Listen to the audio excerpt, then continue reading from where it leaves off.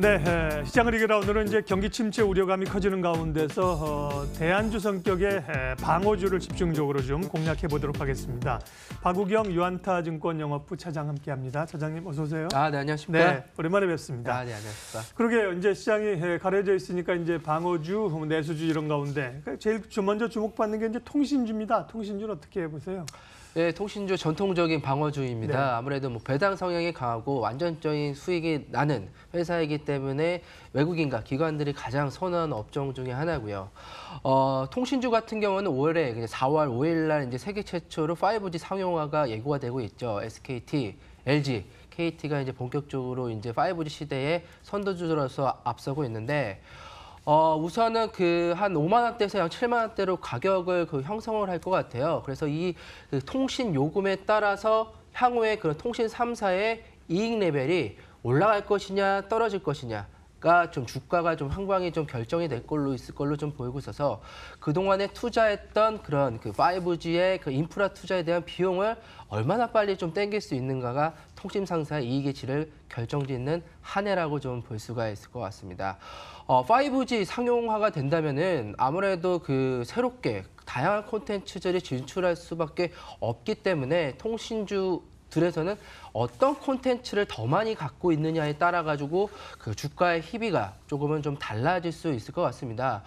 구체적으로는 보통 이제 통신 업체들이 뭐 스포츠, 그다음에 뭐 AR, VR, 뭐 게임 업체들의 다양한 콘텐츠나 접목한 그런 성향들을 좀 강화하려고 좀 보고 있기 때문에 방어주이면서도 장기 성장성이 풍부한 업종이다라고 좀 말씀을 드릴 수가 있을 것 같습니다. 예. 그러면 통신주 가운데는 탑픽 종목으로 꼽으시는 게 어떤 겁니까? 네. 통신주가 네. 업종 중에서는 아무래도 LG U+가 네. 가장 조금 눈에 띄고요. 예. 우선은 수급적으로 외국인 수급이 LG U+가 한 39%대로 최근에 주가가 빠짐으로써 좀 많이 빠져나갔다가 이제는 다시 한번 외국인들이 살 수 있는 매력 포인트 가격대로 좀 진입한 것이 아니겠느냐라고 좀 봤을 경우에는 네. LG U+가 가장 긍정적인 통신 3사 중에서는 좀 탑픽이라고 좀 말씀을 드릴 수가 있을 것 같고 이제 CJ 헬로 이제 인수 효과로 인해 가지고 규모의 경제 가격 경쟁력이 상당히 좀 세졌기 때문에 하반기부터는 이익의 성장의 질이 상당히 좀 높을 것이다라고 좀 점쳐지고 있습니다. 통신주를 언급한 김에 결국 이제 5G 모멘텀이니까요. 통신 장비 업종 가운데서도 관심 있게 보는 기업이 있으면요. 아무래도 통신사들이 이제 5G 인프라 투자를 강행하고 있기 때문에 네. 가장 먼저 선제적으로 안테나 숫자가 많이 필요합니다.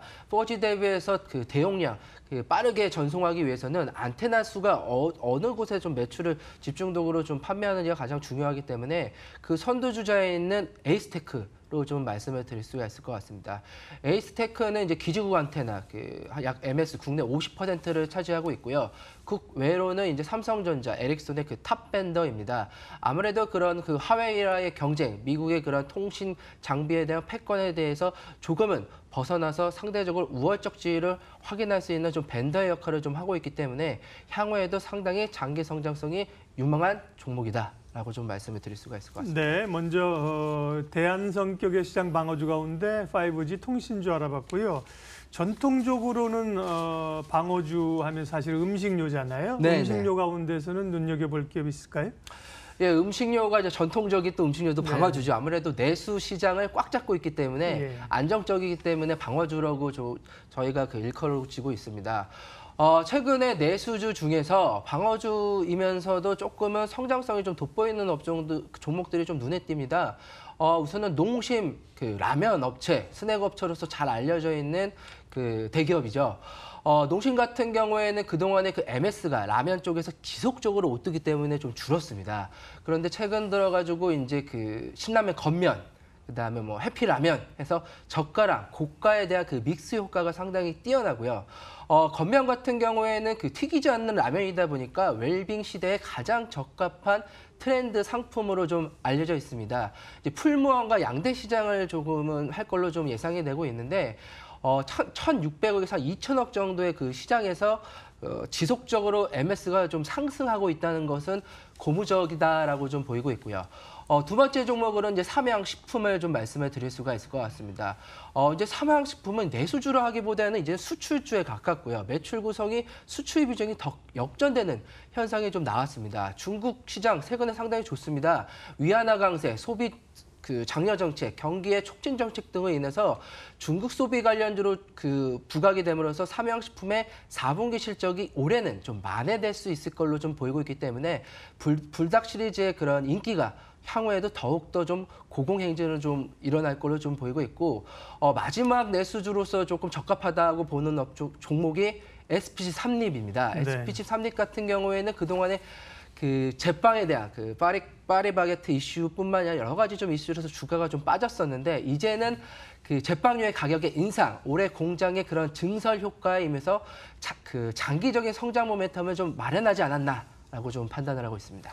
예, 이른바 라면 전쟁이 일어나면서 소비자들은 소확행이죠. 행복합니다. 라면 사 드시면서. 예. 그 밖에 또 좀 뭐 실적이라든지요. 좀 방어주 성격이나 실적 주목해서 눈여겨볼 만한 기업이 있으면 마지막으로 언급해 주세요. 아무래도 최근 시장 상황이 안 좋다 보니까 경기 민감주들은 이제 실적에 따라가서 주가의 변동폭이 좀 상당히 큽니다. 네. 그래서 이런 시장에서는 모멘텀의 시장이기 때문에 어느 쪽으로 그 시장의 모멘텀이 쏠리는가 보면은 정책 관련주입니다. 정부의 정책에 따라서 주가가 움직이는 시장이기 때문에 정부의 강한 집중도가 어느 쪽에 초점을 맞췄냐가 좀 키포인트라고 할 수가 있을 것 같습니다. 그 중심에 이제 폐기물 관련주를 제가 말씀을 드리고 싶습니다.